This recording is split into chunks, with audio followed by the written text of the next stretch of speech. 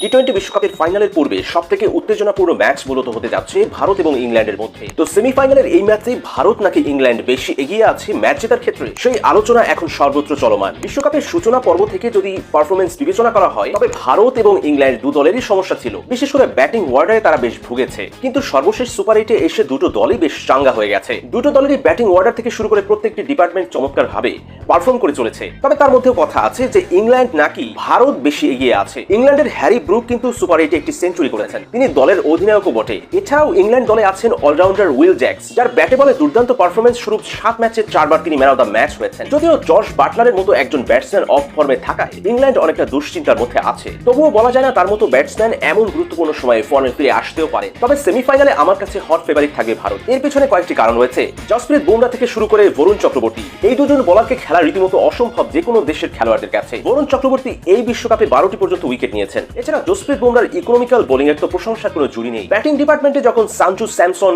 Include হলেন, তখন ভারতীয় ব্যাটিং লাইনের যে দুর্বলতা ছিল, সূর্যকুমার যাদবের উপর যে চাপ ছিল, সেটি অনেকটা রিলিজ হয়ে গেছে। সে কারণে বলা যায় ব্যাটিং এবং বোলিং দুটো লাইন আপেই ভারত বেশ এগিয়ে আছে ইংল্যান্ডের তুলনায়। এছাড়া ভারতীয় ব্যাটসম্যানদের মধ্যে দুবে এবং তিলক ভার্মার পারফরমেন্সও এই ম্যাচের ফলাফল ভারতের অনুকূলে এনে দিতে পারে। যদিও ইংল্যান্ড দলে আছেন সাংঘাতিক গতির পেসার জফরা আর্চার। ফাইনালের দৌড়ে এই প্রেডিকশন বাস্তবিক হবে কিনা সেটা সামনে বোঝা যাবে। তবে ম্যাচটি যে উত্তেজনাপূর্ণ হবে সেই আশা করাই যায়।